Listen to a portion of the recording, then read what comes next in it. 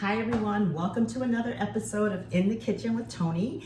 Today we're going to make a cilantro chutney, and I'm going to show you how to make it infused with cannabis or not infused with cannabis. I'm also going to go over a few of the staple ingredients and share some health benefits of each for you. So this will be a time to grab a pen and a little notepad if you want to take some notes. And I'm also sharing this class as part of showcasing my Knowledge to Impact education series that I offer licensed and ancillary wellness professionals, educating from a place of interactive learning. So showing how you can live a healthier lifestyle using cannabis and supporting and nourishing your endocannabinoid system through food. And we'll also learn how we can nourish and stimulate our endocannabinoid system through movement and stillness, and also how we can mentally take care of ourselves, not only through food and movement and stillness, but through the education and the history of cannabis. But I wanted to just take a different approach because it's so new and still really stigmatized and a bit overwhelming. And the history itself can be a little mentally traumatizing, and I say that from firsthand experience. So I want to provide an education way that we can learn and enjoy it and cook and talk about the food, or be in yoga movement or stillness or breathing, and really just connecting with the plant and the healthy medicinal effects it has on our bodies mentally, physically, and emotionally. So I hope you really enjoy these sessions. And if you have any questions at any time, please just drop them in the comments. And if you're watching this video, most important before I get started, I'm trying to increase my growth here, folks, so I can bring you more content. So please take a moment to like, share, and comment would be really great, and subscribe. And when you subscribe, hit the little bell, the notification bell, so whenever I upload one of these videos or I jump on live, you will be notified. Okay, got all of that housekeeping out the way, so let's get going. Oh, cilantro, how I love you. I have to tell you a funny story before we get started here about the cilantro. And I grow this, like I say, right outside. I just have a little elastic here I'm gonna take off. One thing, when I was growing up, I couldn't stand cilantro. It just tastes like dish soap to me, like Dawn dish soap. It always reminded me of that, so I would never eat it. And as I got older, my taste buds just began to change, and slowly but surely that soapy taste started to go away. And there is a, I looked it up, it's a very common, and right now I forget the medical term for it all, but I'm not alone in this. But as I have grown to love cilantro, I also appreciate the whole bunch. Meaning that these stems, this is where the flavor resides. The flavor resides here. So we're gonna use the stems and all. And I'm just gonna cut it down a little bit for blending purposes. So I'm gonna take my cilantro and pop it in my little food processor here. I'm gonna put the stems in the bottom and leave the leaves for the very last. So the recipe calls for cilantro, garlic. And so when I talk about garlic, and I mentioned this in the last video, and you'll probably notice that a lot of the recipes that I do make are going to have ginger and garlic 9 times out of 9. How about that? And the garlic for me has been my antibiotic during all of this flu and cold and COVID season. I've been able to maintain a great healthy state just by utilizing my herbs from my patio deck and purchasing garlic and ginger, and really using food as my medicine and my anti-inflammatory agents and my immune boosting agents. So I like to take my medicine from the kitchen. So that's what the garlic helps me with. And at one point I was eating garlic every day, but not a good idea, okay? But there's a lot of anti-inflammatory properties in garlic. I say all that to say, and enough to increase, support our immune system, increasing. And like the cilantro, if I didn't mention it, it also helps support our good cholesterol, or HDL, by lowering the bad cholesterol. All this in this little food processor. And then there's my ginger. Oh, how I love thee. I love ginger. And so I have about, this was a 1/2 inch of ginger I put in here. I cut everything up before I get on with you all for many reasons. One, I don't want you to talking about my cutting skills because I'm no chef. And two, I don't want you to talking about what I use, my knives. I'm not that kind of chef, okay? My name's not Patty LaBelle or Emor Lagasse. It's Toni. And we work with what I have.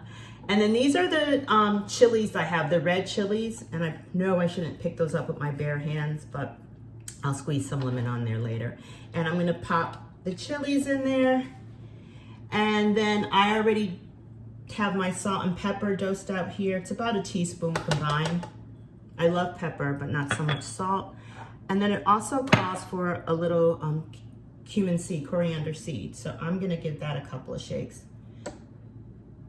I love this, so I'm probably more heavy-handed than the average person.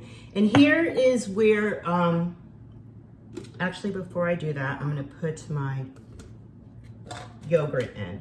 So this calls for avocado or yogurt. I tried avocado once before, and I'm a new lover of avocado. I'm talking in the last 5 years, and too much of it gives me that banana taste and ooh, that feeling. Ooh, I just don't like it. My tongue itch. I'm allergic to bananas. My tongue itch and everything, so avocado gets too close to that. So instead, I'm going to use my Greek yogurt and put a little bit there. It calls for 1/4 cup, but as I mentioned in my previous video, yeah, I put enough until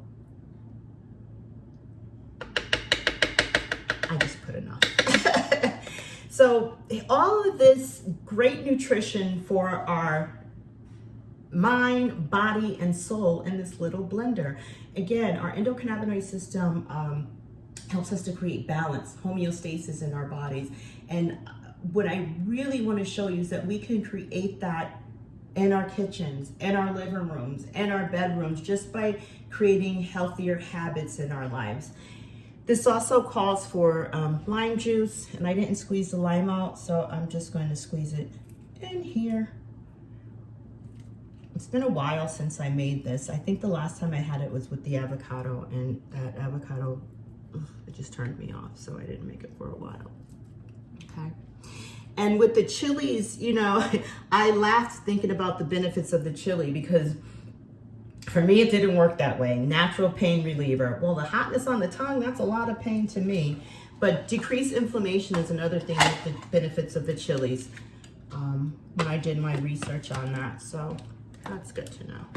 So after everything is in, we're gonna blend it up. And I should say, I have some vegetable samosas that I'm going to use this on. I'm using this with, but you can also use it on fish, steak, chicken, anything where you want a little zing. There we go. Takes you some time to get going. So yes, the unknown, mysterious endocannabinoid system is so important in our everyday balance and health and well-being. And it's important that not only myself as a nurse, a wellness provider, but other people in this space that are teaching wellness to how to live longer, healthier lives, how to choose foods and how to choose movement, how to utilize breathing techniques to keep yourself healthy. This is a great way to do that. And it's important that we share the knowledge, especially in underserved communities where the knowledge just isn't there. You know, getting the knowledge out about this beautiful endocannabinoid system as these cannabinoids appear in our communities. We want folks to utilize them for health and wellness benefits and not utilize them to spend too much money and potentially go broke and still not reap the benefits of the plant. And it may sound far-fetched, but it's such a true reality. Okay, so let's see. I'm going to show you what it looks like. Oh.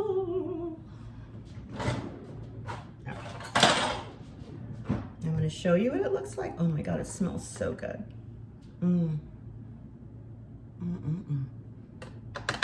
But I'm gonna taste it from here. You know what I forgot? Because I got sidetracked, and it's a little bitter. But this is where the infusion comes in at. It calls for palm sugar. I'm gonna use sugar in the raw. Like last time I used my infused honey, I'm not gonna use the infused honey in here this time. I actually want the sugar. So I did pour a little sugar in the raw out. That's why I made that face, because I was like, ooh, that tastes a little bitter. And I'm gonna put a little bit more lime in there too. Let's try this again. Let's see what happens. It was good, but it was a little too... I hope you're still watching, and if you are, while I'm blending, hit that like, comment, and subscribe button. And then also hit the little bell, so when I upload or go live, you will get notification. Let's see with the sugar. Oh, ooh, there it is. Okay, that is exactly what I was looking for.